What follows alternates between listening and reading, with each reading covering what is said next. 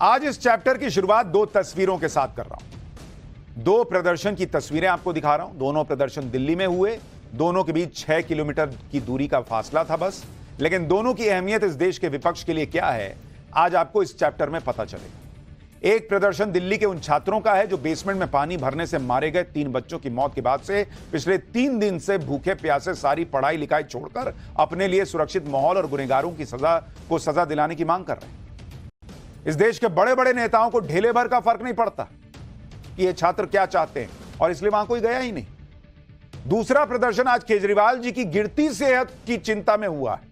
जिन नेताओं को छात्रों के मरने तक से फर्क नहीं पड़ता, वो केजरीवाल के गिरते वजन को लेकर इतने चिंतित हो गए कि आज जंतर मंतर पर बैठ गए साथ में और केजरीवाल के लिए आंसू बहा के आ गए। मतलब छात्र की मौत पे प्रायोरिटी नहीं है, केजरीवाल जी जेल में कितना 2 किलो 1 किलो वजन कम हो गया, ये इनके लिए इंपॉर्टेंट है। 3 छात्रों की मौत पर जिन नेताओं की आंख से एक आंसू की बूंद नहीं गिरी, वो आज केजरीवाल की सेहत को लेकर आंसू बहा रहे थे।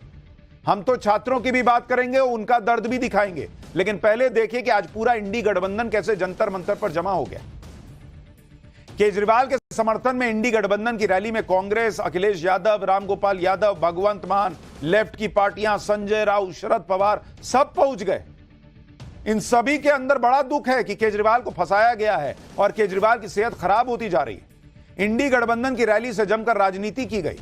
आरोप लगाए गए कि मोदी सरकार केजरीवाल की हत्या करना चाहती है। जरा एक बार इंडी गठबंधन के नेताओं को सुन लीजिए, फिर आपको दिखाता हूं कि कैसे आज इन लोगों ने हद कर दी।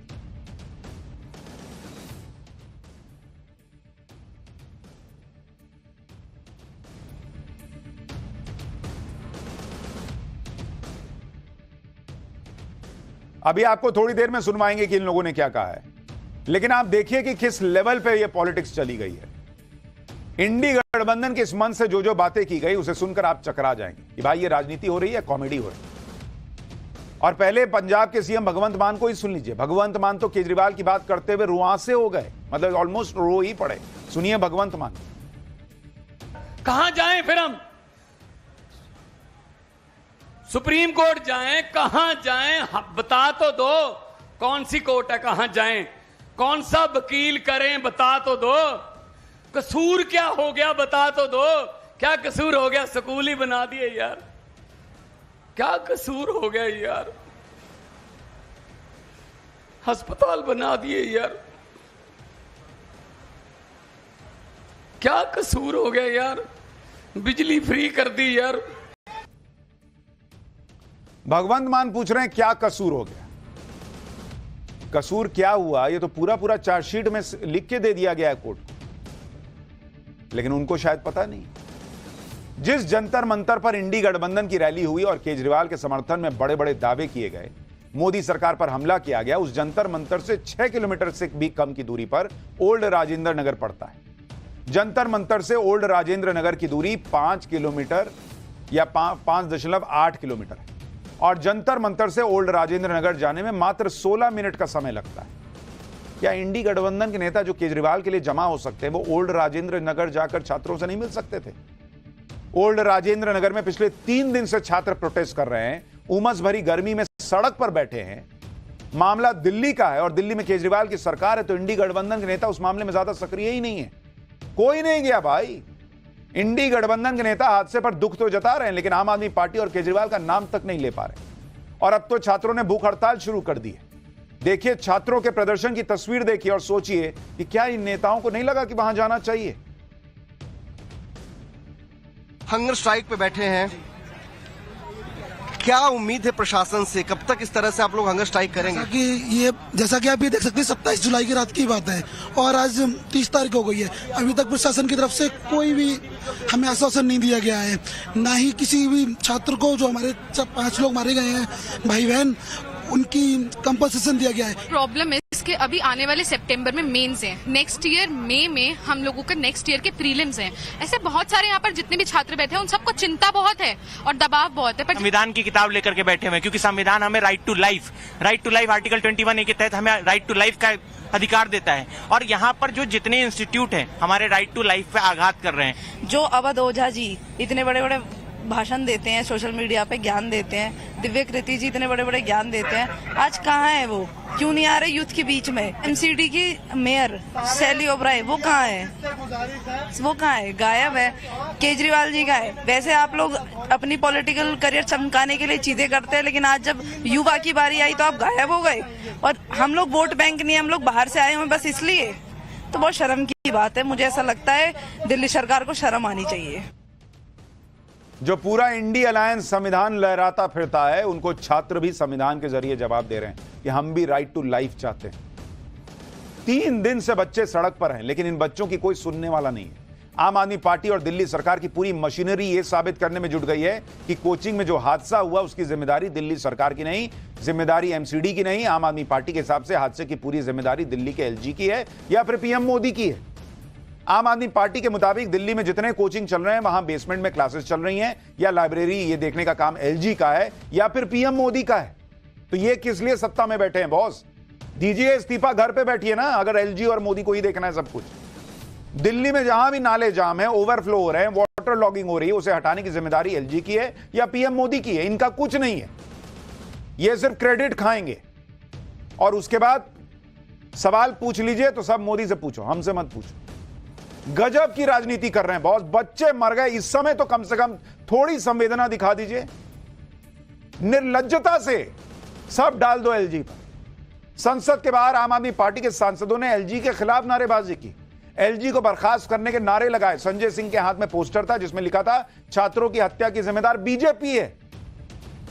सुनिए जरा संजय सिंह को, फिर आपको बताऊंगा केजरीवाल की वो सच्चाई जो इंडी गठबंधन के नेता भी शायद ही जानते हो। जो घटना हुई वो अत्यंत दुर्भाग्यपूर्ण है, लेकिन मैं सिर्फ एक ही बात कहना चाहता हूं कि इसके लिए जिम्मेदार कौन है, उसकी जिम्मेदारी तय होनी चाहिए। अगर हमारे मंत्री पहले से ही नालों की सफाई की बात कर रहे थे, अगर हम लोग पहले से ही इस बात के लिए प्रयासरत थे, उसको आपने जानबूझ के इसलिए नहीं होने दिया कि सरकार को बदनाम करना था, दिल्ली वालों का जीवन नरक में डालना था, तो इसके लिए जिम्मेदारी तो सीधे सीधे एलजी की और मोदी सरकार की बनती है। अब आपको केजरीवाल और आम आदमी पार्टी की वो सच्चाई बताता हूं जो हैरान कर दी। अरविंद केजरीवाल के लिए जमा हुए इंडी गठबंधन को भी शायद ये सच्चाई नहीं पता हो, और इसका खुलासा सोमवार को केजरीवाल की जमानत पर सुनवाई के दौरान हुआ। सीबीआई की गिरफ्तारी के मामले में सोमवार को केजरीवाल की जमानत पर सुनवाई हुई। इस दौरान सीबीआई ने बड़ा दावा करते हुए कहा कि अरविंद केजरीवाल शराब घोटाले के मास्टरमाइंड हैं। पिछले 1 महीने में केजरीवाल के खिलाफ कई सबूत मिले। केजरीवाल के खिलाफ सबूत देने वालों में आम आदमी पार्टी के ही नेता शामिल हैं। यह सीबीआई ने कोर्ट में दावा किया है कि जब से केजरीवाल अरेस्ट हुए हैं, आम आदमी पार्टी के लोग ही आके बता रहे हैं कि केजरीवाल ने क्या किया। सीबीआई दावा कर रही है कि केजरीवाल की गिरफ्तारी के बाद नए सबूत मिले हैं।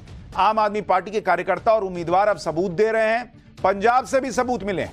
सीबीआई ने यह भी कहा है कि जो लोग पहले सामने नहीं आ रहे थे वो अब सामने आ रहे हैं। हमारे पास पर्याप्त सबूत है। सीबीआई ने कहा कि उन्होंने जांच पूरी करके चार्जशीट भी दायर कर दी है। सोमवार को हुई सुनवाई के बाद हाईकोर्ट ने केजरीवाल की जमानत पर फैसला सुरक्षित रख लिया, लेकिन सीबीआई के इस दावे ने सभी को हैरान कर दिया कि भाई आम आदमी पार्टी के लोग ही सीबीआई को सब बता रहे हैं। सीबीआई के मुताबिक आम आदमी पार्टी के कार्यकर्ता और चुनाव लड़ने वाले उम्मीदवार ही केजरीवाल के खिलाफ सबूत ला के दे रहे हैं सीबीआई को, और यह बहुत बड़ा दावा है और इसने आम आदमी पार्टी में भी खलबली मचा दी। केजरीवाल के खिलाफ सीबीआई ने चार्जशीट दाखिल की है और उसमें एक नाम बहुत ही चौंकाने वाला है और वो नाम है ओल्ड राजेंद्र नगर, जहां यह हादसा हुआ। उसी के वहीं से विधायक, आम आदमी पार्टी के विधायक दुर्गेश पाठक का। ओल्ड राजेंद्र नगर में हादसे के बाद से ही दुर्गेश पाठक पर सवाल उठ रहे हैं और दुर्गेश पाठक के खिलाफ आम आदमी पार्टी कोई एक्शन लेने के मूड में नहीं दिख रही, क्योंकि आम आदमी पार्टी के मुताबिक हादसे की जिम्मेदारी तो एलजी और बीजेपी की है। लेकिन दुर्गेश पाठक अब शराब घोटाले के आरोपों में भी फंसते दिख रहे हैं। सीबीआई की फाइनल चार्जशीट के मुताबिक दुर्गेश पाठक 2022 गोवा चुनाव में आम आदमी पार्टी के प्रभारी थे। दुर्गेश पाठक पर शराब घोटाले का पैसा रिसीव करने का आरोप था। आरोप है कि दुर्गेश पाठक ने शराब कारोबारियों से कैश लिया था। उस कैश का पैसा आम आदमी पार्टी के लिए गोवा चुनाव में इस्तेमाल हुआ। इसी पैसे से आम आदमी पार्टी का गोवा में ग्राउंड लेवल पर काम मैनेज हो रहा था, यह आरोप लग रहा है। ओल्ड राजेंद्र नगर में कई कोचिंग इंस्टीट्यूट ऐसे हैं जहां किसी नियम का पालन ही नहीं किया जा रहा। छात्रों की जिंदगी को खतरे में डालकर पढ़ाई की जा रही है। पतली और संकरी सीढ़ियों से छात्र कोचिंग जाते हैं और आते हैं। स्थानीय लोगों का कहना है कि old Rajendra Nagar over crowded है और अगर कोई इमरजेंसी हो जाती है तो कोचिंग वालों के पास कोई प्लान तक नहीं। देखिए जरा एक ग्राउंड रिपोर्ट।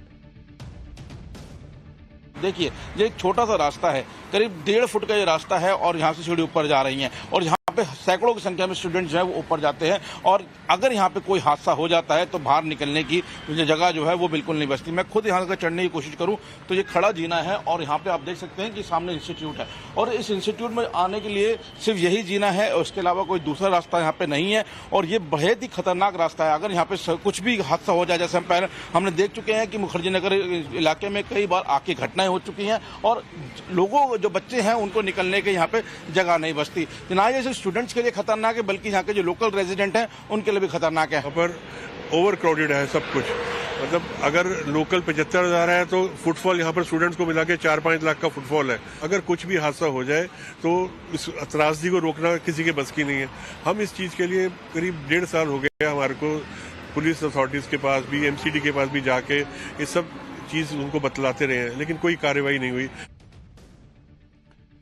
ऐसा लग रहा है कि इन लोगों ने दिल्ली को उसके हाल पर छोड़ दिया। आम आदमी पार्टी को बस एक ही काम आता है, LG को ब्लेम, चाहे दिल्ली में लोग मरते रहें। और ये एक बार नहीं, हर बार की बात है। हर बार यही बहाना है कि हम तो कुछ कर ही नहीं सकते, सारी पावर LG के पास है। जब LG से जुड़ा मामला ना हो तो हरियाणा पे डाल दो। जब पराली जलने का मामला होता था, पंजाब में अपनी सरकार नहीं थी तो पंजाब पे डाल दो। मतलब कुछ भी अपने पे सवाल आए तो ढूंढो, आसपास कोई तो होगा, उस पर फेंको, निकलो। लेकिन देखिए क्या हालत हो गई है दिल्ली।